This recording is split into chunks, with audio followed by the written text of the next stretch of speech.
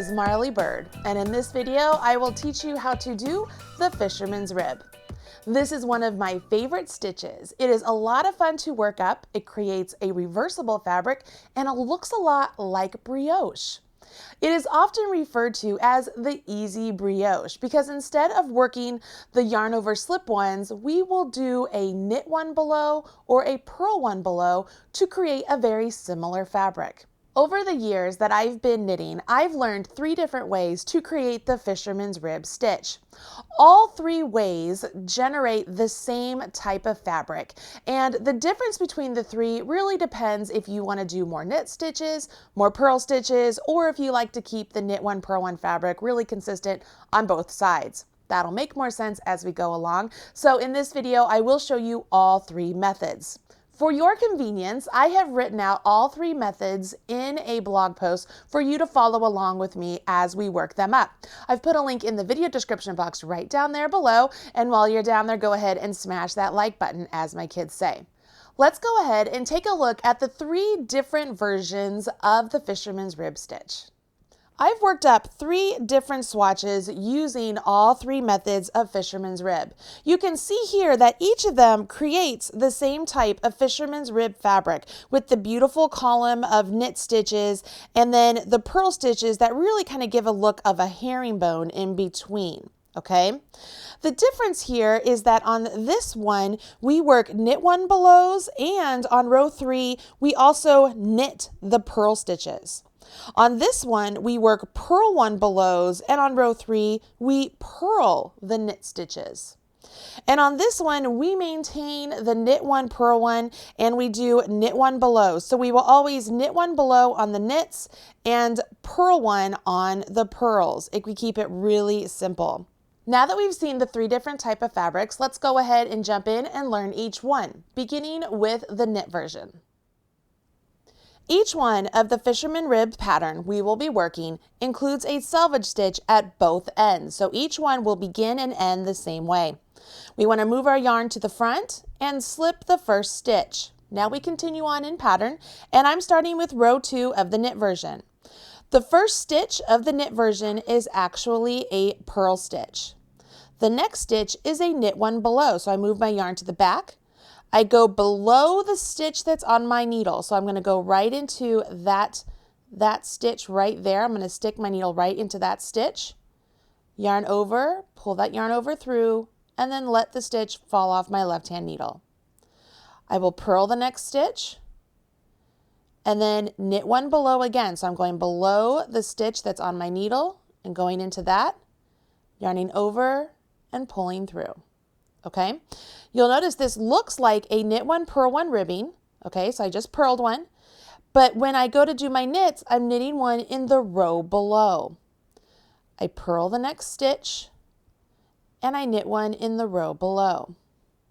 Purl the next stitch, knit one in the row below.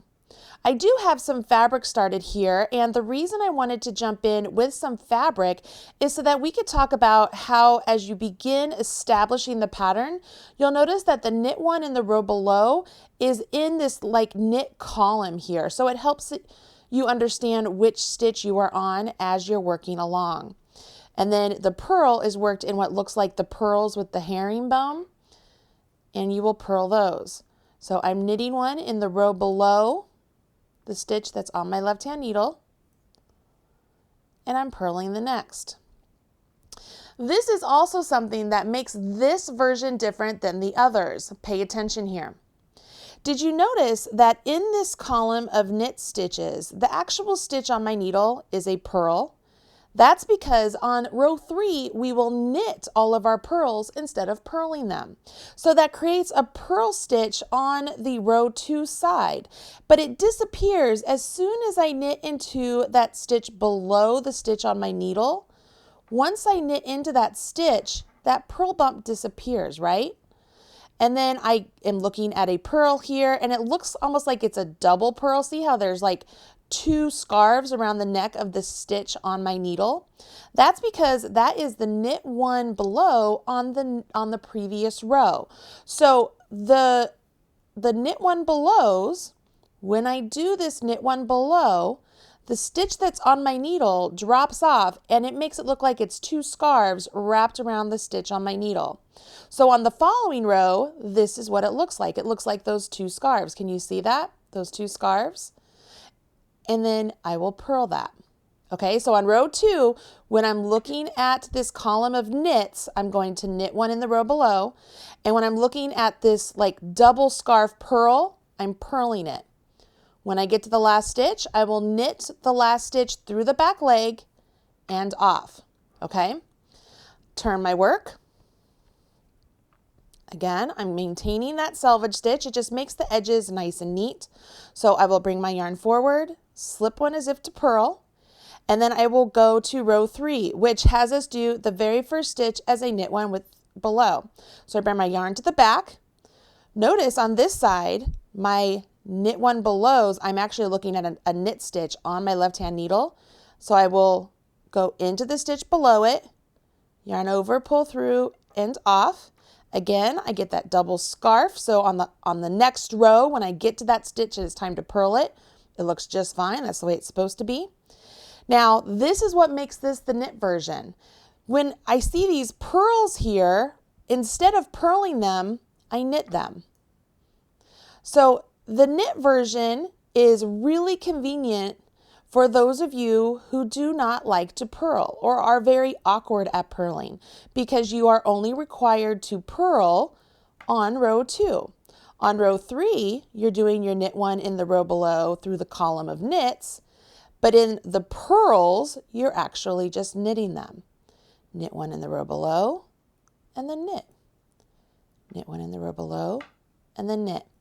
It's pretty easy. The fabric itself tends to be a little bit more snug in my opinion, and that's because traditional, I'm going to say purlers, ones who are not combination, tend to have a little bit more slack when they purl.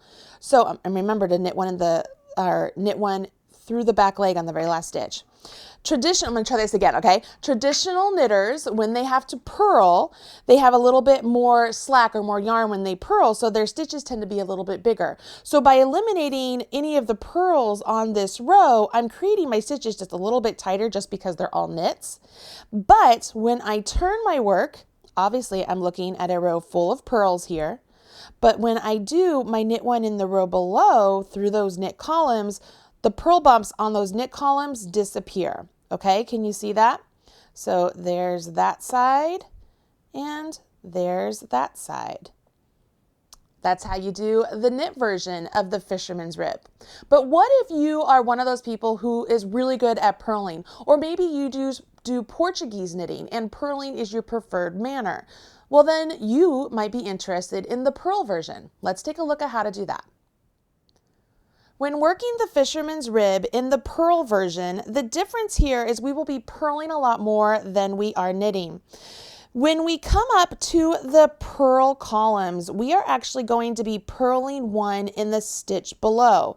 And when we get to the knit columns, you will either be knitting one on row 2 or you will be purling in that column on row 3. So here at the beginning, we will begin with our selvage stitch just like before. So I have my yarn forward and I will slip the first stitch as if to purl. I'm on row 2 and the very first stitch of row 2 is a purl one below. So I'm coming into the stitch below the stitch on my needle from behind. Can you see that? I'm yarning over, coming out that stitch and off. The next stitch will just be a knit stitch.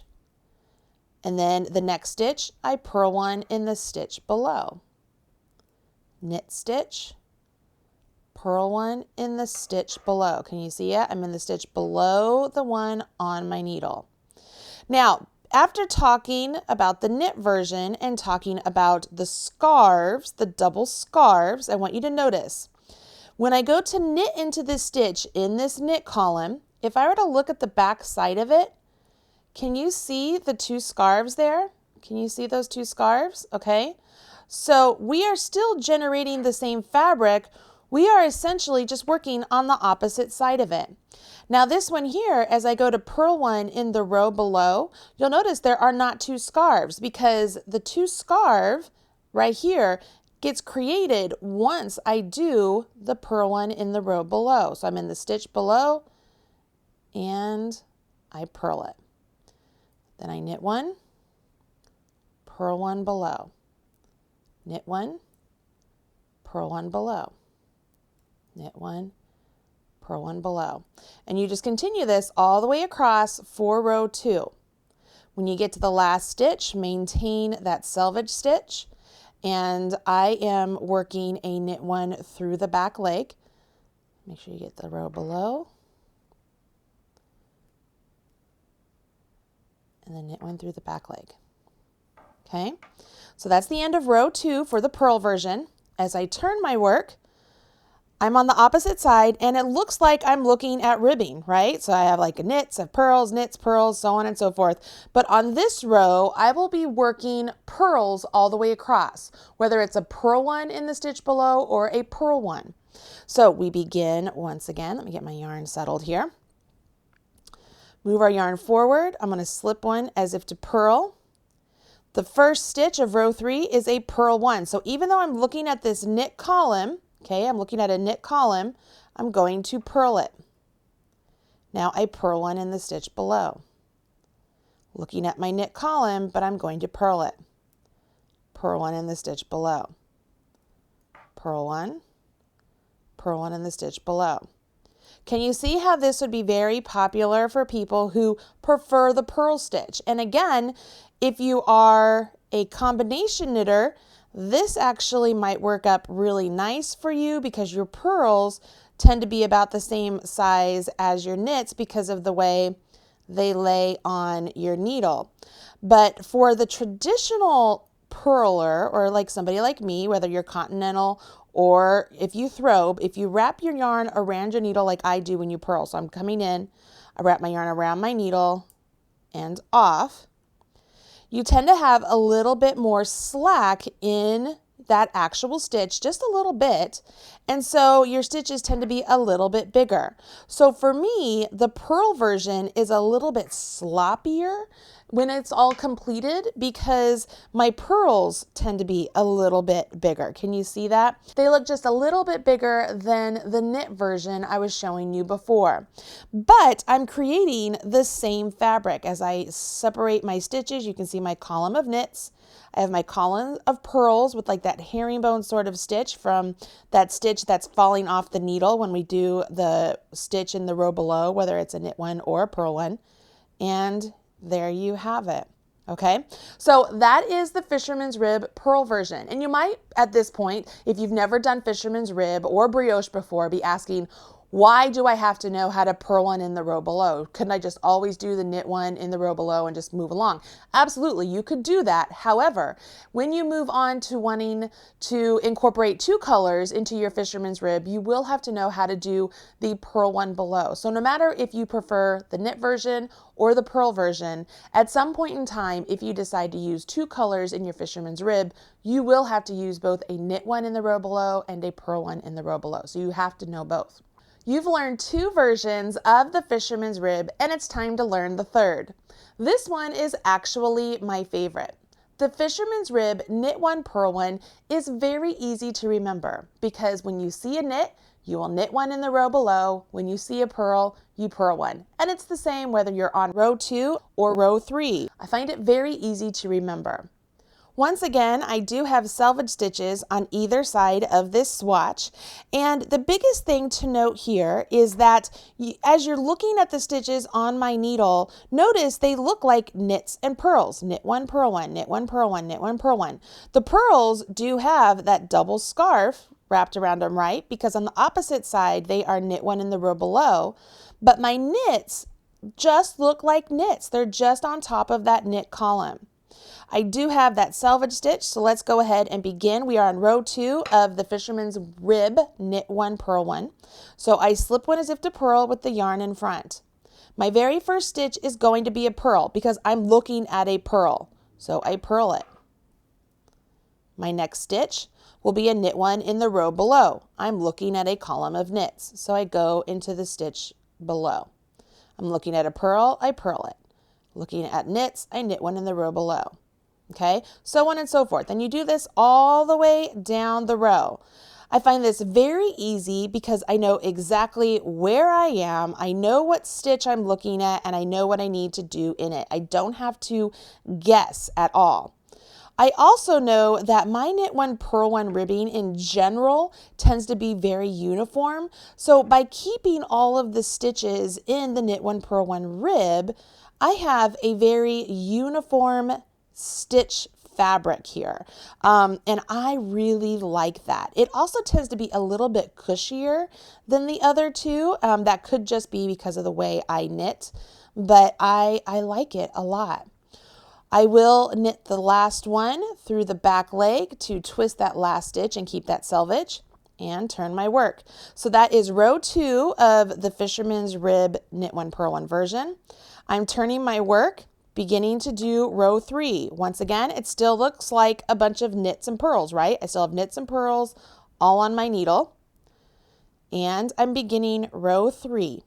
I will bring my yarn forward, slip the first stitch as if to purl. I'm looking at a column of knits, so I automatically know I'm going to knit one in the row below. Knit one in the row below and off. I'm looking at a purl and I purl. Knit one in the row below and I purl.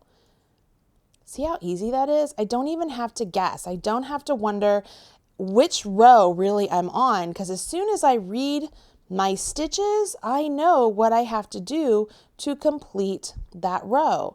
It just makes it so easy for me. So this definitely is my preferred way of doing the Fisherman's Rib stitch.